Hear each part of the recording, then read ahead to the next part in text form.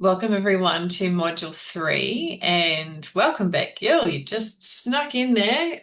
You haven't missed anything. For those watching on replay, excited to hear what all of you have been up to and what this past month has held. Coming into the group, there was already heaps of discussions, so let's just dive straight in. So tonight we're looking at leadership aspirations and that part of the session is relatively short and sweet, so we can spend a bit of time connecting with each other and finding out what's been going on for the past month, what you've been up to. So does anyone want to take the floor first? I can go because we were, Chris and I were already talking about how I've had a really busy couple of months. Um, I've been really proud of myself. In the last 2 months, I've sold 6 paintings now. Well done. So that's pretty awesome. Awesome. I've been very grateful.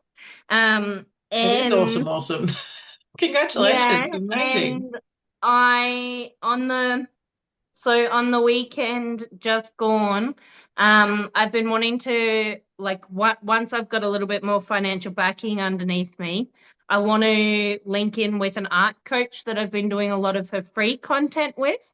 And so from there, she actually did a meet and greet here in Brisbane because she was holidaying up here. So I had a networking meet and greet with the art coach and about 6 other really amazing artist ladies. And so that was a really lovely night. And it was so nice to just hear where other people are at on their journey. Um, I then also caught up with Rita Marie and Marnie, and I want to let you know that I've started writing a book for my Hey. Portal Man series that I've done. And today, while I was driving to work, I nutted out its hero's journey. So I've got all of the steps of where the story starts and the conflict and all of the different things for it, because I actually want to make a graphic novel out of him. So that's that's a very exciting process that is happening. So Very proud of you, April. You That's are wonderful. unstoppable. yeah, and I don't know if you guys follow my social media, but my Portal Man paintings have just I've just hit the next level of my art skills, because my paintings have turned from being super abstract to now starting to come into a realism aspect, and it's just gorgeous. Sorry, I just have a little person that needs my attention for a minute too. So amongst all the busyness, I'm still a mum. So Yeah. Do your thing. I'll just Amazing. try.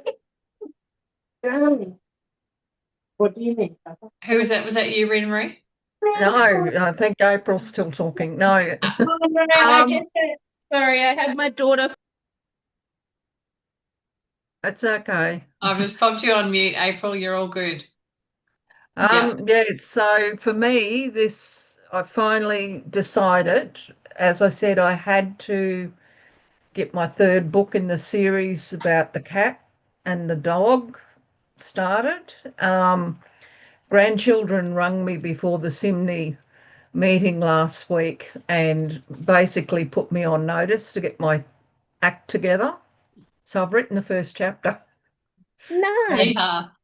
and I because I've been procrastinating around trying to get Diamond's book Kindle better, like you can buy Diamond's book on Amazon, but the Kindle version's not any good. And I've been trying to reformat all the photos. So I was letting myself get caught up in I can't start anything new until that's done. And then I thought, no, this third book needs to be done before Grandparents' Day, because Ruby reminded me this is her last year in primary school and I want you there, Grandma. So I've started. And I'm starting to embrace the AI images. I vowed and declared I wouldn't, but I'm starting to be a bit more comfortable with it. And I'm still tossing up about which would be the better AI app. Like I can use Canva quite well, but I've just found mucking around with ChatGPT, it gives you a more realistic photo of the photo that you want reproduced, sort of thing. So I've got to get my head around those. But yeah, so I'm in a good space for writing. Last 2 days I've been flat on my back in a lot of pain. I don't know what I did. I put my back out. But we had a lovely catch up with April and with Marnie, of course, on last week. And it was just nice to connect just with people and sit down and chat over coffee and have a bit of a laugh and help keep on track. Lovely. Actually, that reminds me as well. Marnie did give her apologies to me last week as well. So Yeah. she's got grandparent duties tonight, I believe, as well. Beautiful, Ren Marie. I'm so pleased for you that you've got that progress, and there's nothing like accountability to shake off that procrastination, especially when it comes from your Especially when you've got two grandkids. grandkids ringing you and telling you off. How beautiful. What a stunning place that comes from. And I guess that also is a prompt for me as well to check in on your goals and your goal setting. So if in your sharing you want to update me and the group on how that process went for you as well. Keen to hear how that went too. Emily, do you want to go next? Yeah, sure. Um, I've actually got a lot more of my KPIs finished with this new role contract, so I had to hit so many schools and clubs engaged. Um, Schools were proving harder, and I wasn't following up to, I guess, my first lot of contact because I was like, oh, they're not interested, they're not interested. But I bit the bullet and actually followed back up, and I ended up with two. So I've done my KPI already just from spending half a day on follow-ups that for some reason my brain just wouldn't go, just do it, just do it. I Yeah. was in my internal, I guess, monologue was like, nah, don't do it, don't do it. They're not interested. But just the Danger, one sort of danger. followed up, launched it and decided that was the time for them to reply. And so I've been full of meetings, which is good and bad Amazing. when it's in the rain. But Yeah, true, true. They say the fortune is in the follow-up.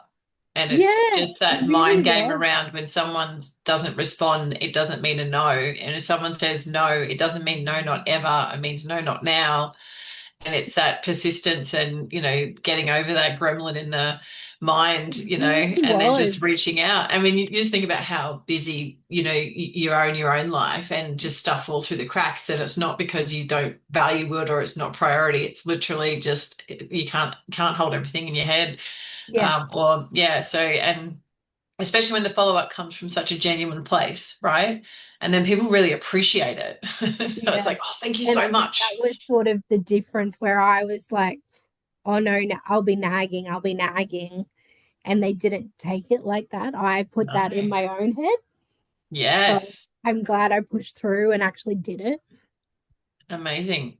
And that's some really solid evidence that you can leverage for future, right? So the next Yeah. time the protective procrastination voice comes into your head, you can go, actually, it's not nagging. It's helpful. I'm going to make the call anyway Exactly. Yeah. because I don't know where they're at. I'm not going to guess where they're at. I'm going to call and find out where they're at. Yeah, Yeah, beautiful. definitely. And that sort of humbled and taught me too, because I was like, wow, it was so simple in the fact of it wasn't a whole day. It wasn't this big grand thing that I built it up to be, Yeah, which yeah, seems silly once you do it and it works. yes, But at the time, I was going, no, no, can't yeah, do that, can't do that, can't nag them, don't yeah, want to nag. But it yeah. wasn't. And there's also the uncertainty piece there. Like we don't know what's waiting for us on the other end of the phone line. So, it's an incredibly valid reaction that we have around wanting to protect ourselves from things that are uncertain or unknown. And so it's just recognizing that and being gentle with ourselves and then going, actually, like so long as we, don't let that stop us, then we can, recognize that that's where it's coming from. It's coming from a place of desire to keep us safe. And if we acknowledge that and then go, actually, it's in the doing that we realize that we get a prize that's even more valuable than safety. We get achievement and accomplishment, and we get KPIs met, and we get validation and all this beautiful stuff as well. But that uncertainty is the little fear gap that we've got to You got to find a way swallow to the jump over. frog. Mm, yeah, beautiful. Awesome. Thanks, Guys, I Emily. don't know if you can notice, but Miss Sweetie's decided to join us Of tonight. course she has. It's a Thanks. meeting for cats. I love this. I feel better She's now. she's an internet star. She's got her own autobiography, Miss Sweetie. Lovely to meet you.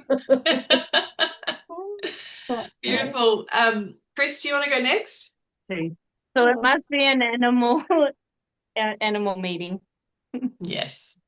I found in my never-ending search of decluttering the house, all these subliminal little messages from past Chris to future Chris, present Chris, and it's got goals are dreams with deadlines.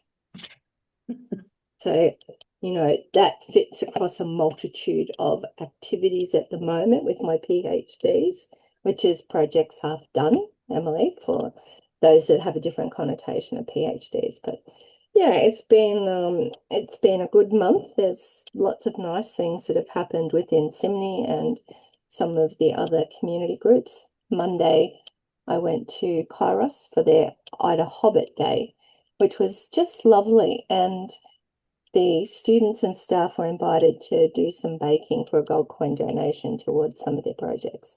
But it was just lovely. And I'm a very proud Kairos elder, and I love going there. I'm one of the young men who, when he was in grade 10, participated in our Shining a Light on Invisible Illnesses drawings.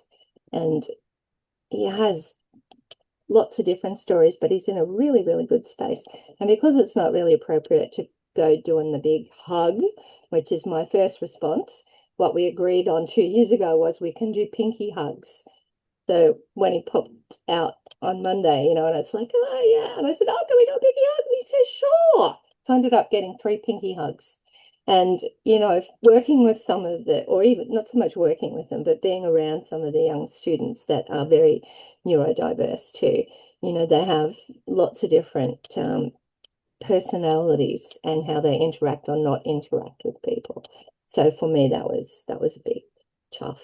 But yeah, I've taken a couple of painkillers tonight, so that's a joy, because before I did, I was in a lot of pain. And it's like, yeah, they do work, don't they, when you take them and not rely on them.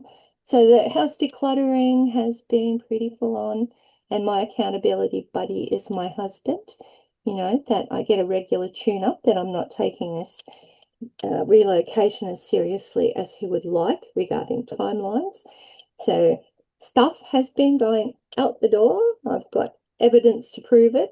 And he had about 5 trailer loads of stuff that went last week. And I have a feeling that he probably put some things in there that, had I have been watching it, they would have been retrieved. However, one must just accept things.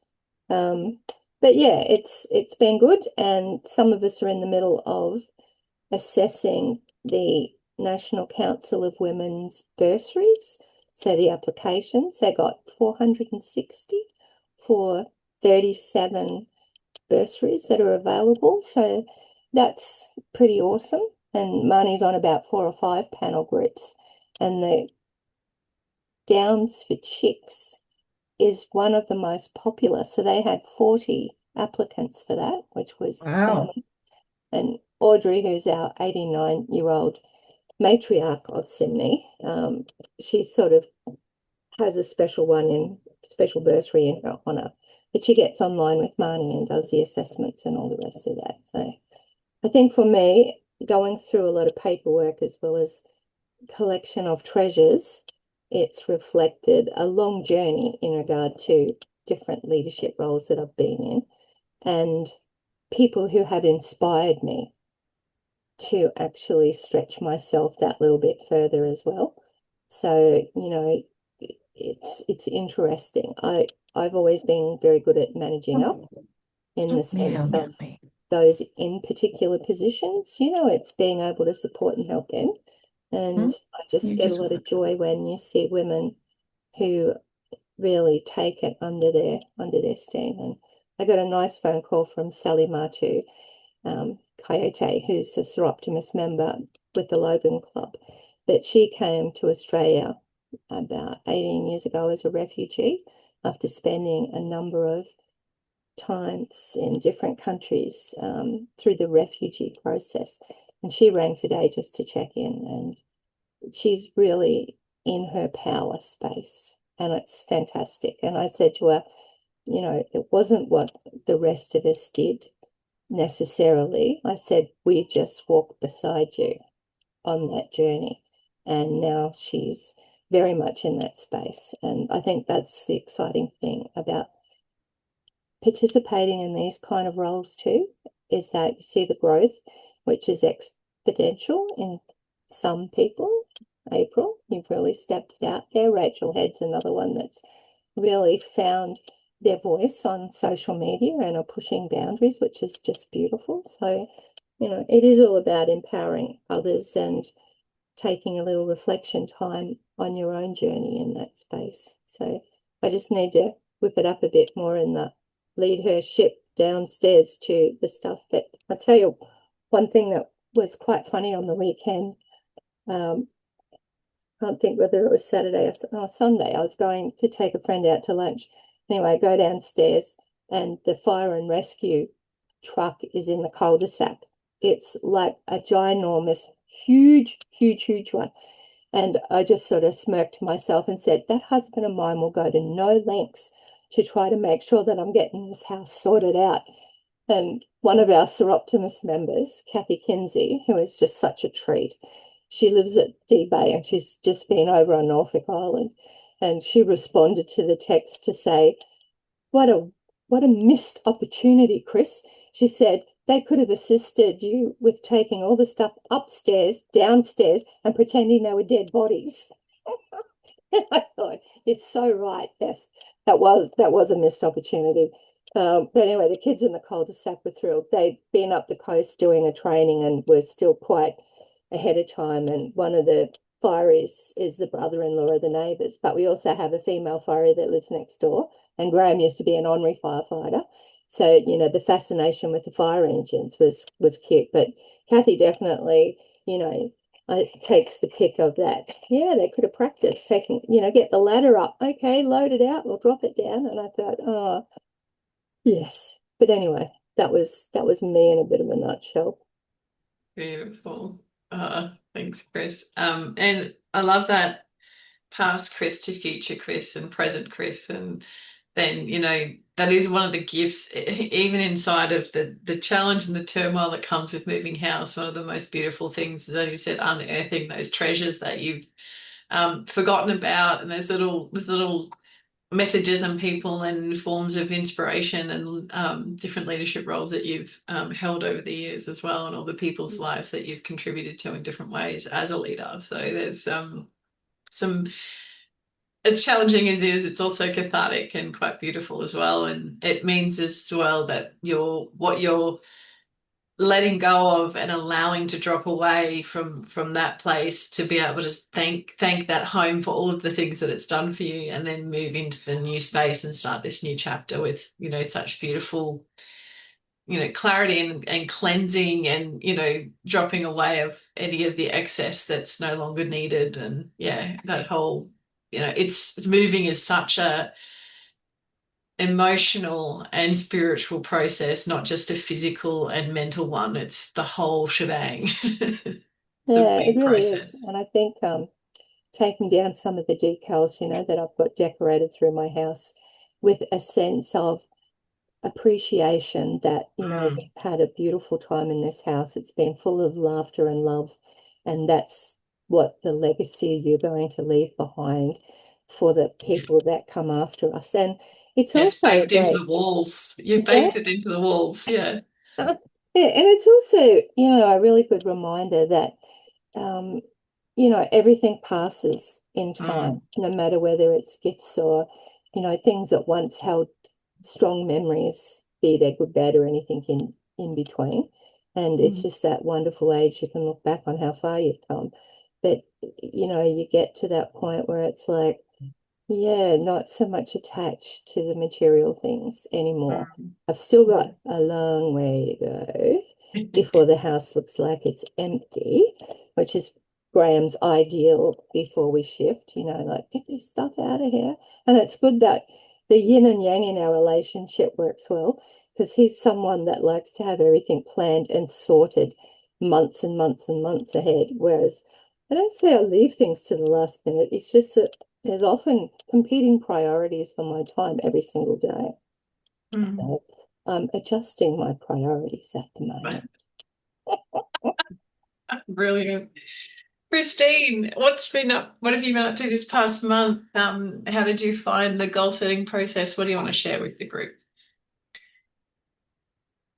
I think I started the month feeling very stuck and in a rut, and a lot, not a lot has changed on the outside, but a lot's changed on the inside in terms of how I'm managing stress at work and just also how I'm making time to be creative, which I never was before. I cannot believe the difference it made just having a little afternoon with April, and she taught me how to paint. Well, basically she bought paints and looked at me as though I knew how to paint. And we just spent a couple of hours painting, and I bought some canvases since, and I was just playing with colour, but I actually got inspiration for a painting, which I did begin last night. And I've been sewing again, and I realised I haven't sewn in this house. I've been here for 6.5 years, and I've never sewn anything because I can't find my good scissors, and trying to get everything together. But I've got a little project, and I'm actually making myself a visibility cape. Lots of people use invisibility capes, but I've always hidden away. And so I need a visibility cape. So I got the idea and jumped in the car, went to Spotlight and found the absolute perfect material that I imagined. And it was on sale. So I bought it. And it's these big square silver sequins, but they've got a rainbow through them. So it's absolutely beautiful, and it just gives me joy looking at it. I haven't finished it, but I have started it, and I've got it on my dining table. So I see it every day. Oh, And it's just lovely to make time to be creative, and it does bring a balance to life, I think. And moving is very topical too, because I will be moving house too in early July. So I moved up here because of the job that I'm in, and I am ready to go, even though I've enjoyed having a lovely new house, in a new estate sort of thing that's fresh and clean. But I'll move closer down to Brisbane, which is where my children are all on the south side of Brisbane. And I have found another job to apply for at QUT. So I am pretty excited about that. So I'm hopeful. Christine, that's such good news. It's very good news. Oh But my I goodness. am managing so much better at work anyhow, and Of course you are. just not letting them distress me so much. Yep. Just staying in my own lane, doing a good job, and going home. Beautiful. But I still want a job. I get confused with work and vocation, Mm. and I think I'm just wired up to put my heart into what I'm doing, and that can't be the case at the moment with just the office politics and the personality dynamics and a few sociopaths thrown in and bits and pieces. And it's just time. It's just time to be finished there. So Yeah. I am hopeful. I'll put this job application in before the weekend, and just wait for the next chapter. Amazing. Yeah. Oh, so much growth and so much shifting. It's so exciting. Oh, Well, I'm sending you really good vibes for that one. That'll be really, really great that you found something. Uh, Beck, welcome, the beautiful Beck. So for some of you on the call, you've not met Beck yet. So you do a little bit of an intro, Beck, so that those on the call that haven't met you before can get to know you a little bit, and then let us know what you've been up to and where you're at in your Cool. journey so far this year. So I'm back. I'm a Slack joiner. My life is really chaotic, and I do have some complex medical stuff. So I t- tend to be a frequent flyer at hospital at times. I work in mental health.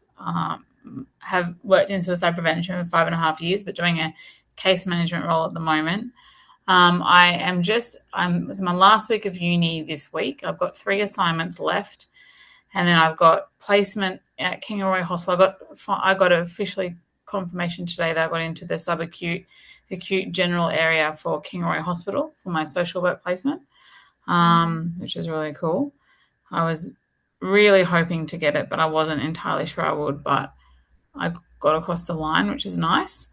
So I've got 4 months of placement, and then I'm actually, when I finish my placement, not if, when, I'll be a qualified social worker come the 19th of November. Amazing. So, So does that mean you're moving out to Kingaroy for those 4 months? yeah, so my partner has a property, he owns a property in Anango, so I'm staying in Anango Perfect. there and then just commuting to Kingaroy. So I've Yeah. got to work out logistics of my 16-year-old Yes. child who is doing my head in. I'm about to kick him in the bin. But your 16-year-old child who actually is, not my child. not your biological child, but the child that you choose to love and care for as his mum, and you would do an incredible The job of that. lovely alien age. Oh, wow. He's just hasn't returned to year 11, so he's not going to school now, but we did get him a job. So Awesome. yeah, he's working as a cleaner at the moment, and he's really loving it because he doesn't have to talk to many people, and he has attention to detail. So his neurospiciness would love that. I know. Hyper-focus heaven. Like, yeah. But you can't. I just realized you can't tell them anything because they know it all apparently. Yes. You just sort of slide it in there like they came up with the idea. Yep. Suggestion Sometimes and it works. questioning and suggestion. Great idea. Both good techniques. Parenting this age really is testing my parenting skills at the moment. I bet. But yeah, look, life is really crazy. I have a heart procedure coming up in December. They're fixing I have a thoracic aneurysm that has grown a little bit too much. So I've managed to I'm having a procedure where they put a mesh wire over the aneurysm so it doesn't explode in my body. But it's not at the critical point where they have to do it yet, but it is growing. So I'm lucky enough that they said, look, it's a few millimeters to go. I'm like, oh, good. So I can do placement, which is really cool because I don't have it in me to defer or wait another 6 months. It's been a long 4.5 years of doing this. So I just want to get it done. Get it done. Yeah. Nearly there. 3 assessments left. So exciting. Oh, that's epic. So awesome to have you here and to bring you into the fold as always. In terms of my update for the month, I used the goal installation recording myself. Specifically, I'm doing my International Coaching Federation accreditation at the moment, and I have triads that I'm doing. So I'm coaching part of a coaching triad for 3 hours a week. And each week it essentially means that I'm choosing a particular piece that I work on. And that particular goal was around adjusting my questioning techniques. And there was one client in particular that it has a tendency to get under my skin, and that happens. And what I've figured out is that we're very similar, which is and our egos really like and I'm letting my ego get the better of me, which is completely against all of the ICF coaching accreditation principles. So the universe has gifted me this amazing human to stretch my skills as a coach and to handle my ego on so many levels. And so I wanted to implement that as a goal in terms of creating a new subconscious pattern around how I engage, not just with that client, with all clients, but obviously he's my ultimate test. And so I used the timeline recording to do it. Can I just say it's really good? Yeah, You I know, found it amazing too. I found it amazing. it's like you just don't realize, like, because I've swum around in this stuff. It's like, and that's what's beautiful about doing, like, as much as education in uni back can be really trying, like, it does, it does break you open again in all different layers and ways. And I'm like, God, this chick sounds awesome. I got this really great kick out of the process being really enjoyable and really helpful. So I hope you all felt the same, because it was really nice to just reintroduce myself to my skill set around how I do that. So yeah, I was speaking with Kylie and she did struggle to download it. So I'm going to try and find another way to get it to her. So if you've had any issues with accessing it, please let me know so that I can find Mine another was way to the get it into your prior hand. recordings. I can't go back and watch the prior recordings of the meeting. Yeah, beautiful. Awesome. So you found that helpful, Emily, to be able to go back and rewatch them? I can't You access it. can't It just access says them. you can't access it. Okay, It's cool, not cool. there or something. I can Yeah, so screenshot if that helps. yeah, no, it's probably yeah, no, that's fair because I did put on a registration piece so that I could track who's accessing them from a security standpoint. But what I am going to do is actually pull them off Zoom, put them onto our SIMNI YouTube channel as a private, like an unlisted video. So then only the people with that link can access it. And it just means that that sort of access stuff doesn't become an issue. So let me do that and I'll make sure that I share those with the group as well, so that everyone gets access to the previous recordings. Because yeah, I think you missed the previous one, didn't you, Emily? Yeah. Awesome. Okie dokie. Beautiful. Alrighty, shall we crack into the content for tonight? And what else have you been up to? Oh yes. In the last month. Yes.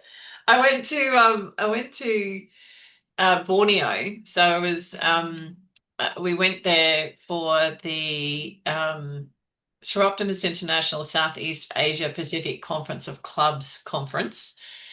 And I presented our SIMNI project, our Seeds of Friendship project that we're doing in Papua New Guinea, which is designed to actually support a village to build a above ground veggie patch over the water. So build a platform which is a community garden. And our member from PNG was unable to make it. Originally, she was supposed to be the presenter, so I stepped in and presented on her behalf, and it was quite a beautiful experience. We had the chance to have 6 days on holiday in the lead up to the conference. We hired a car and just drove and stayed in Airbnbs, and it was the best thing ever. We stayed in this gorgeous secluded beach and we didn't see any other white people and only local fishermen for like 3 days. We had fire on the beach every night, and then we went into the mountains and stayed on another beautiful property, literally sitting looking up at Mount Kinabalu. So it was incredibly beautiful and really spiritual place, and the people and the food and everything about that region of Sabah was just beautiful. And then the conference was mind expanding, just to be surrounded by absolutely incredible women just doing some seriously groundbreaking local level transformational project work on so many levels. One of the projects, was reforestation of the plains of Mongolia. Another was, repatriation of a abandoned shrimp farm that was toxic and causing issues, and turning that into an income generating resource of seaweed production for local women and men. The Another one was turning, sea plastic into bricks and wood replacement for people who live over the water. It's just absolutely incredible, incredible. A lot of organic farms and growing of food and crops. So just super inspirational, and really quite incredible to be part of such a huge global network of women that are focused on just improving the lives of not just women and girls, but the entire communities that they operate in. So it was really a very special opportunity to be part of that and to represent our club and what we're doing, and also just contribute to improving the world one small way at a time, one small step at a time. So very cool. And we received a certificate from Sir Optimist International, the big top one, thanking us for sharing the seeds of friendship as part of their Commission on the Status of Women workshop in New York in March this year. And one of the comments was, make sure you take a photo and share it, with everyone. And I am sorry, Fiona, but I couldn't resist. I made the comment, wouldn't it have been wonderful that, Fiona would have received this when she was in at KK? And I said, it had the international president, the immediate past president. It was Leo Wood Brown that made the comment, that, oh, congratulations. And I initiated that certificate, that process at international level. So I just sort of said, well, that's the second one that SIMNI's actually won.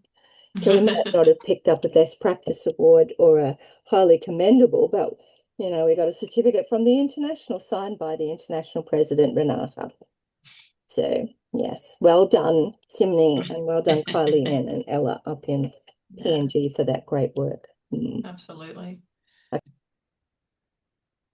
Alrighty. So kind of a good segue into tonight's topic. So we're looking at leadership aspirations tonight, and just realized that there we go, that's what I need. So to start with, this word leadership, we use it a lot, and certainly in the work that I do inside of organizations, it's a foundational, fundamental thing of how people run businesses and organizations and ultimately the world, right? But the question is, like, what is it? What do we mean when we say this word leadership? What are the thoughts amongst the group around what this word leadership means to you, or what you've observed around this idea of leadership? Yes. I think with leadership, it gets a little bit confused sometimes, but leadership is to show the way. And as a leader, I think your team or whoever you're leading or whoever you're communicating with, they need to see that you can do what you're asking them to do. Like as a manager, when I was working, I would never ask my team members to do something that I wasn't prepared to do myself. And I think that to me is leadership, and mentoring is showing the way. Show the way. Yeah. Absolutely. Beautiful. Thanks, Ruth Marie. I think sometimes it's also admitting at times that you don't have every single answer known to the earth, but being able to research, being able to learn, being able to grow with that person at the same time, to me, is leadership too. Yeah. I don't expect I don't know. leaders and just be confident in saying, I don't know, but let's get there. Yeah, and let's figure it out together. Yeah, I think that is something I really align with too, with leadership, because it's Beautiful. you don't always have to be perfect, because there really isn't perfect. There isn't a governing be all end all Yeah. And full way to do it. I think to show our humanness and that human connection, that kindness. So I've led a lot of teams in my team leader roles, not as a manager, but as a team leader in mental health, and it's around meeting people where they're at, whether that's as an employee, as a team leader, as a manager, or as the people that you work with. Like I guess for me, it's like my clients or my participants, meeting with them where they're at, because everyone is different, and you have to take a different approach sometimes with each individual. But just be kind. I think, yeah, be firm and assertive as well. Like that's definite, but be kind about it. I think Yeah. I've had many a leader in a different space other than mental health be really, yeah, just not kind, and it doesn't sit well, and it doesn't reflect a good team or a team building that rapport with your team if you don't see that human connection, that human kindness. Yeah. Yeah. So we've got showing the way, we've got humanity and vulnerability, we've got willingness to figure it out together and not pretending like we have all the answers. Um, Christine, did you want to add anything? I think just maybe integrity, like be fair and be seen to be fair as well across, across everyone. Yeah. So fairness is another trait And, that sits in there. if you're asking honesty and good work ethic from people, then that's what you need to embody as well.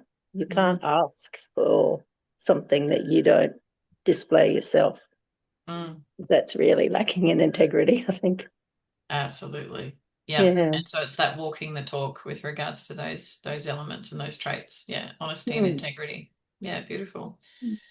April? I think leaving no one behind, Yeah. the inclusion part of it and understanding the dynamics of the team that you're in or the people that you're actually working with is really important. And, and following through. The one thing is if you commit to do something, then follow through, and especially if other people are relying on you, and ask for help.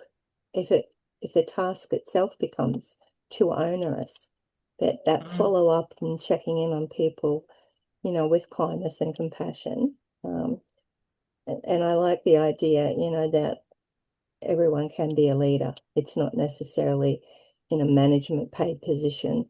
There's more accountability when that's an expectation, but you can have a huge influence within your family, your community, your workplace by initiating some of the things that, can improve things. And yeah, it's Absolutely. Thanks, Chris. many April? attributes. I've had a common word come up a few times in the last week, and that's inspire. So I'm finding that the more I connect, especially with friends and new friends and things, that I'm actually finding that by doing my journey, I'm re-linking in with people that are now starting their own journeys as well. Like I have a good friend that's just started back in her art space again after 4 years. And it's been really amazing to be able to have those conversations with her. And she's like, you're inspiring me to be able to do my own work. And then we're linking in each time. So again, we're holding ourselves accountable. But then also there's a few other people in my life. So I've definitely had that aspire and accountability on my mindset. So Beautiful. oh Some really sorry, I was going to say, do you mind if I quickly go back to our meditation? yeah. I absolutely loved it, but do you know what I found really interesting is that I kept thinking that I would be meditating, having these beautiful artworks in galleries or things like that. but it ended up being something really simple that I kept coming back for. And it was being able to pick Harper up from school and not having to rely on after school care. So being able to support myself. And then weirdly enough, I kept coming back to pulling up with a brand new card that I've paid for from my artwork. It's like these really simple things that I just didn't realize. I thought I would be like, thinking of these people tuning in, seeing my art or a book or all these things. And it actually came back to these really simple daily things that if I can get my art to be providing enough income for me, I'll be able to do that daily, be able to go and pick her up from school. I'll be able to show up in a card that I self-funded. Like, I just, yeah, so I just thought I thought that would be really, really meaningful just because it wasn't something, these grand big gestures. These were daily life things that I found that were my goals.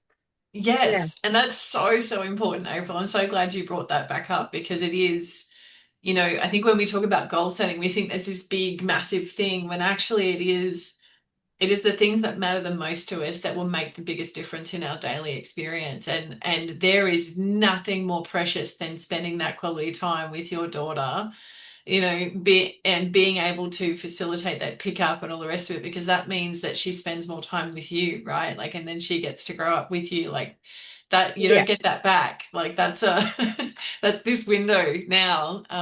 So yeah, anything that facilitates your ability to do that, that tells me that your subconscious is very much dialed into what matters. And it's not stuff.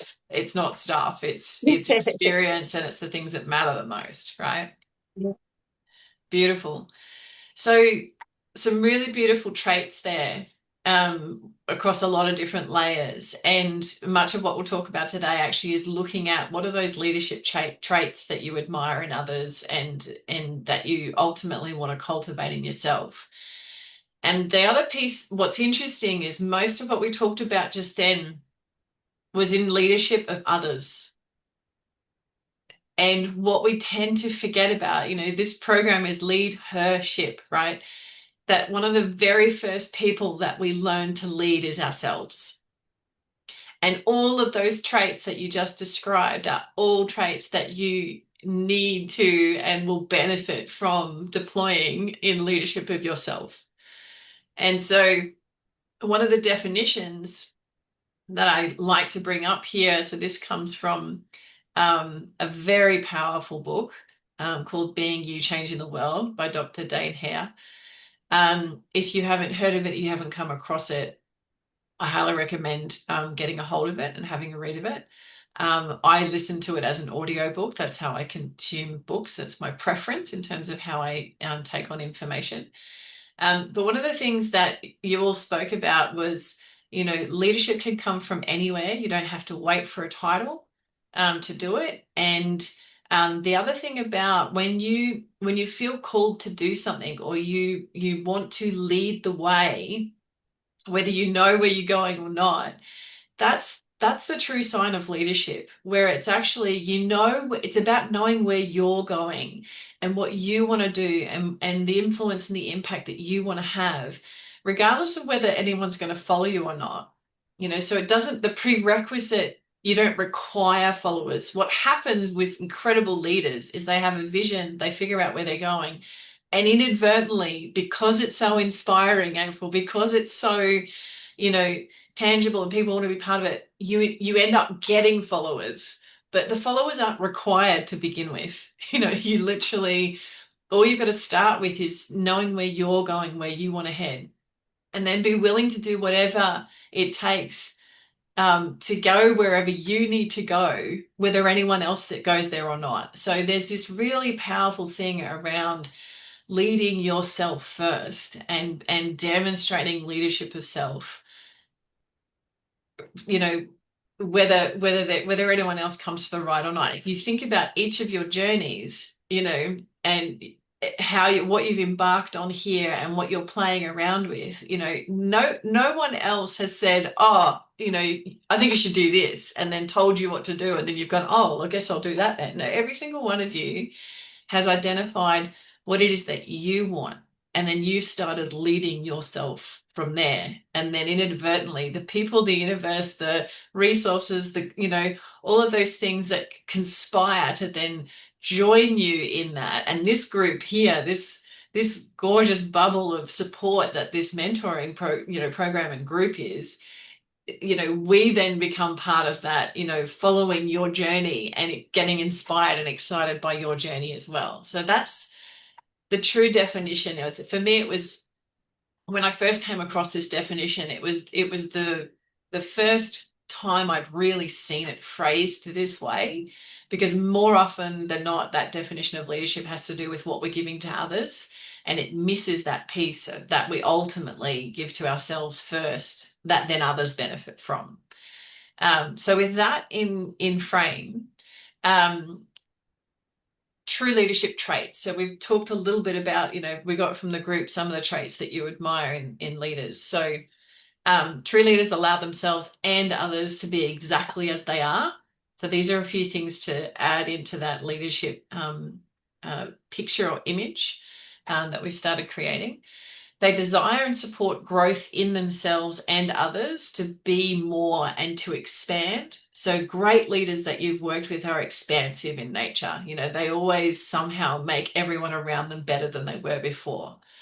They're not threatened or intimidated by growth, rather they're inspired by it. And they choose not to divorce or diminish themselves to fit in. So this is another really powerful trait, especially when it comes to self-leadership. And I know from my own personal journey, just how much I've grappled with this over my life. One of the things that I came back from Borneo with is this beautiful gemstone. And it's Libyan desert glass. So it's basically, it was created when a meteorite crashed into the desert and superheated the sand and turned it into glass. And its properties are essentially, it sits within your solar plexus, and it's like the sun, basically. And when I was talking with the gemologist who I got this from, so he was from Borneo, so he's from Sabah, and he set this, like he wove copper and silver around it. So it's a bespoke, one of a kind, and it has, my totems of monkey and hummingbird, which is to do with my husband and our 10-year anniversary. So it's a beautifully special piece. But what was interesting is when I held it in my hand, it immediately switched on my internal light, which is a part of me that at various times in my life, I have chosen to dim in order to fit in order to make other people feel more comfortable around me, in order for other people's lights to shine, or, that diminishing and divorcing of who my true self is has been a really big struggle in my own personal self-leadership.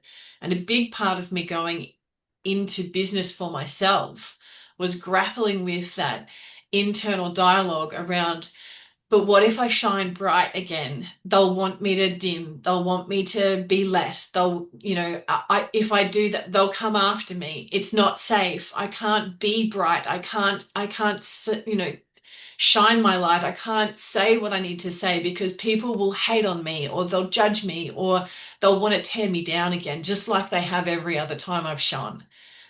And no more. No more, because it's my time to shine.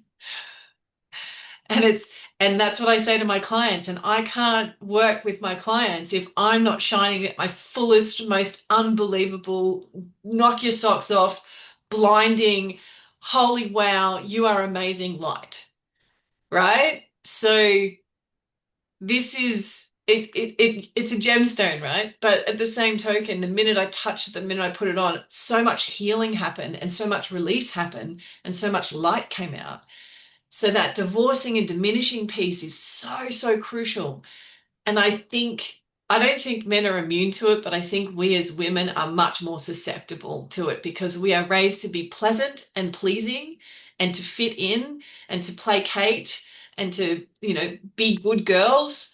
There's so much conditioning, gender-based conditioning as females, that this diminishing and divorcing ourselves can be a real big issue. So, the question then is, can you think of people? Thank you, Chris. And thank you for the reactions. That was beautiful. Who do you know that embodies all of these traits, all the ones that you guys put in the space, and even those extra ones that we added? Can you think of anyone? Are there any names of people that you want to honor or acknowledge inside of I can this? see so many women in this space that do that already. Chris and Rita, Christine. You like I don't know you, Emily, as personally or Becca's personally, but I see that or in all of you at the moment. All of the conversations that we have, I 100% see that. So it's so beautiful that you shared that, Fiona. Like I got little tearies in my eyes. Mind you, I'm always a crier, but it just yeah, no. And like it's so funny because I'm such an energetic being that the moment that you started talking about that crystal and the light that it was shined, like I could almost feel the energy resonating with that crystal even here in the space. So yes. It's super powerful. And he yeah. even said, you must choose it. It's not and I went, yeah, I've been waiting it's time. It's now. All my life, yeah. I can feel I was never not coming home with it. So brightly. I'm gonna send you a song. I reckon I'm such a song person. Christine knows I'm a song person. I'm gonna send you a song that might link in with that perfectly for you. Beautiful. Thank you. And so the next question, Rita Marie. Yep. I just want to say the person that has inspired me is Chris.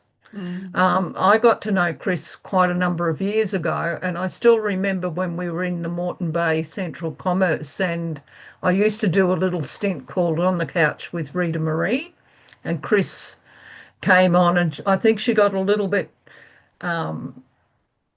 taken back because I'd actually researched her a little bit, and the fact that she'd been to the UN and represented Seroptimus and things like that. Chris, that's been an inspiration to me all these years. Thank you. So I just thought I should tell you that. And of course, she inspires me with all her rants about the political parties because we're both on the same wave. I love that. Well, beautiful. I had a dream a couple of nights ago, which was very clear, and it was an old boss that I had. And he changed the course of my career. And it was a chance meeting in that instant of, where that trajectory took me to. So sometimes it occurs when you least expect it. But Fee, I always see you as a very confident, high achiever, and some of the things that you've sort of shared over the couple of months in this particular area, and even in our Seroptimus Club, of owning that space around I am a world champion. I've represented this country 5 times, and it absolutely is your time to shine, and you are shining. And my heart just swells with pride knowing that when a woman acknowledges the fact that she is now empowered, but what she does, she continues to invest time empowering other women. Yeah. And without exception, I think that's one of the strengths of our SIMNI Club, is that you meet people halfway, you walk beside them. And it's when those conversations happen that little pearls of wisdom pop up from the very people that you're with, and you go, we wouldn't have heard that in any other kind of conversation. And it's having safe spaces like this where we can be vulnerable, where we can brag, where we can celebrate, where we can acknowledge, when we can look in the mirror and kind of go, yeah, that woman is me, that girl is me. And no, it's pretty powerful stuff. So well done, Faye. I just think Thank you.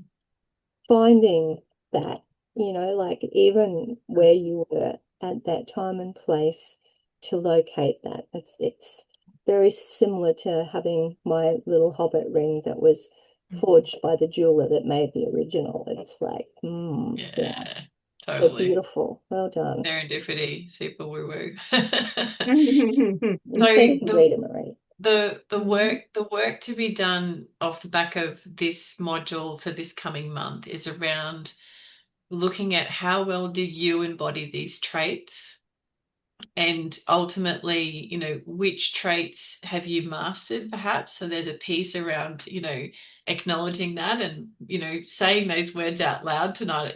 Having read this, I didn't realize just how significant that piece was, but that's the first time that I've really acknowledged for myself, but also publicly acknowledged just how significant that is. So where have you mastered, these traits? And I'll send you a worksheet that has these on them. And then which traits are a challenge? Where's the challenging elements? And what's going on there? What's potentially blocking that? And ultimately, what would you need to do differently to embody all of them is kind of the goal. It's like, how do you actually yeah, and for me, like that final one around diminishing or divorcing myself, it was about reclaiming all of me and allowing all of that to just come out. And then whatever hits the other person, that's actually not my responsibility so much. It's like they'll process that however they want, but I'm not going to censor myself. Like it's, some of you may have done a wheel of life before. So I'll just pop this. Beck, did you want to say something while I'm doing this? Yeah, I've done this with you a number of times, and at the International Women's Day when you did it, Yeah. and I kept a copy. I got an extra copy because I was selfish, and I come back to this regularly, and it is really beneficial for me to see where that life, because it's so unbalanced most of the time for me. Yeah. And it changes, but it's still very unbalanced. But it's like I like my reflexive practice in my social work, and that's what I like to do with this wheel, is just that reflect on where those things need tweaking. And I think it's a really, really, really beneficial tool assessment. I really highly recommend it. Yeah. And so that link that I've given you there, it's to the NEMI website. As you complete it, it spits out a printout on the screen for you. So it's kind of an electronic way of doing it. And the great part about it, as Beck was pointing to there, is the comparative stuff. And for those who haven't filled it out before, essentially the middle of the circle is 0 and the outside of the circle is 10. So as you rate over life, the little wedges get colored in. And the goal is not to have all the wedges at 10. The goal is to have a wheel that spins. So if you've got one part of life at a 10, another part of life at a 2, you're gonna struggle when you get to that, clunky bit to try and it's gonna go thunk. It's a very wonky wheel. It's a wonky wheel, right? So sometimes it's like, That's okay, fine. yeah, perfect, beautiful. So not too bad. I Like, have one too. I've done it too. Yes. a great example. So there's probably one area in that one, Rita Marie, that is your smallest one, that if you were to improve it by a couple of points, 1 or 2, then it would actually smooth most of the wheel out. Because if you go to where the center is, your big ones are all the way out there, but that just implies that they're already, balanced in that area.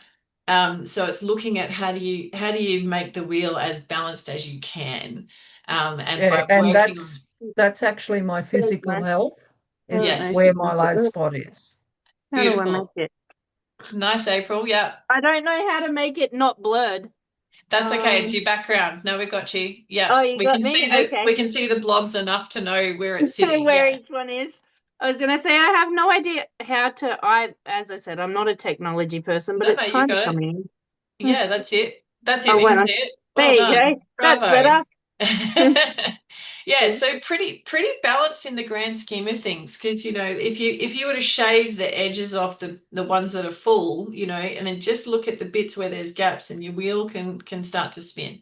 And ultimately it's like In Eastern medicine, if you have lots of yang energy, which is masculine heat, you don't try and treat the yang. That's what Western medicine does.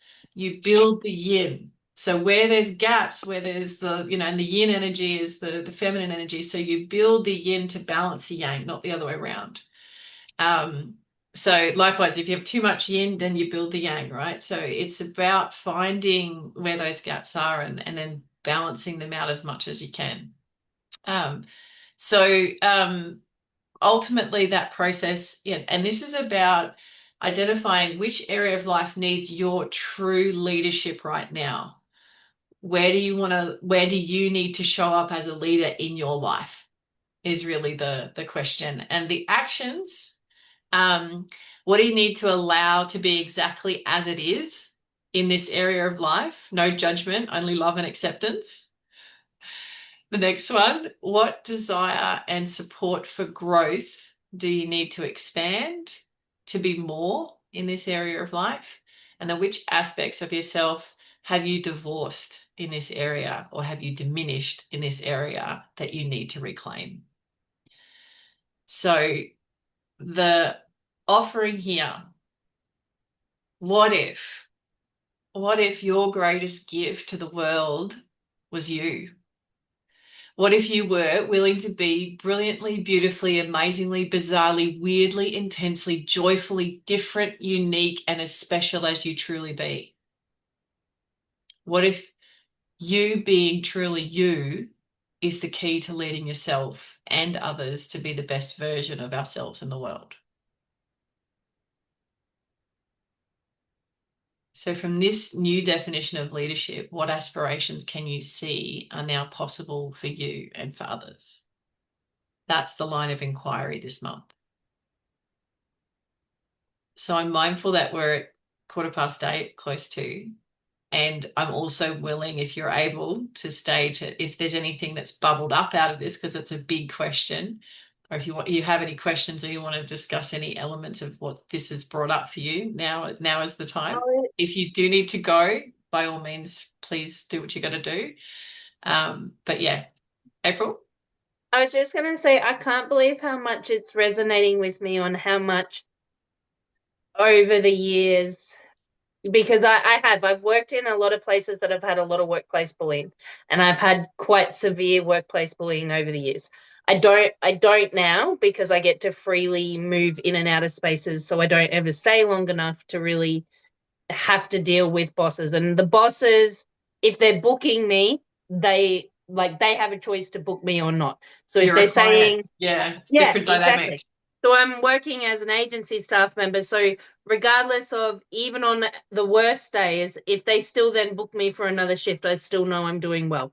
But I can't believe how much, if I look back at myself, 10 years ago, how much more I had I had so much more of a voice. Like, it's only recently that I've just reclaimed that voice, and I can't believe how much that diminishing of your light to either appease or please others and essentially stop fighting things that you know that are not correct in the world, how much that was dimmed, and how much now I can feel that starting to, like that fire that gets lit in your belly, how much I can feel that that's rekindling because of some of the women that I'm now around.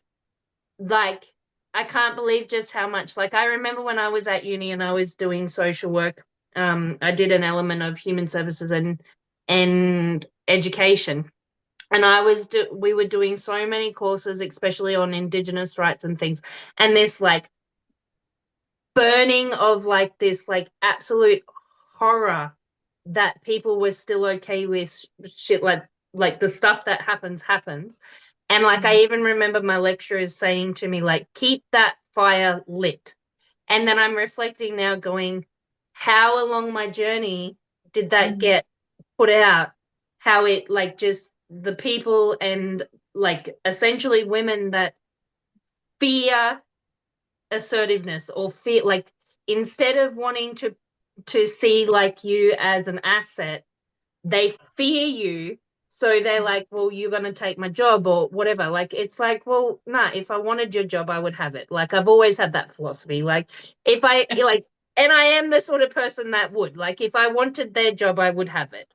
But instead of seeing you've got these skills that, you know, bring people together, they sense it, like, they feel this sense of belonging, that then instead of going, hey, how do we work together or use that quality, it's like, no, you know, put the lid on it, and I'll just shun you aside. So it's so funny how I'm starting to realize how I'm hoping that that will come back. Like, I'm hoping that little fire and spark and all things that make me magical will come back. Absolutely. Well, the fact that you're aware of it, and the fact that, and the environment that you're operating in now, the people that you're choosing to surround yourself with, those women are embodying those traits that we just talked about, and it's about continuing to cultivate, tending a fire, you can't leave a fire unattended. Like, you have to tend it all the time. So it's that realization of, and to hear it and to know that it's rekindled and it's sparking away again. It's just like, now it's about the nurturing and giving it, giving it the fuel that it needs, the oxygen, tending to it. And then, when people try to steal the fuel or steal the oxygen, protecting it, putting a cover over it and shelter over it if someone tries to piss on it. Yeah. All of that. And you put out your own flame at times as well, depending 100%, on Emily. who's That's such a around, beautiful, yeah. And you feel when you're somewhere where you can be yourself, you do excel. Yes. I've definitely found that. 100%. And some of the most confronting reflective work and forgiveness work that we do is forgiving ourselves when we're the ones that have put our own flame out. And it's about recognizing the reasons why we did that. More often than not, usually it's protection. It's because we feel threatened, or, we're just not willing to continue to fight, or we've been worn down on so many fronts that it's like we just go into, survival mode. And it's about acknowledging that that's not a good or a bad thing. There's no judgment on that. You did what you did to get through. And so the beauty of being on the other side now is, rebuilding that fire, resparking it, restarting it again. Rita Marie? I was just going to say, since I've retired from full-time work and I'm networking a bit more with business women, I can remember that first 12 months that I was out, and sort of every time they'd ask what I'd do and mentioning the word funerals, you could see that closed, like, oh, we don't want to talk about that. That's not happy. And I was starting to take on board how they were feeling. So I tended to not talk about this is what I do and be proud of it.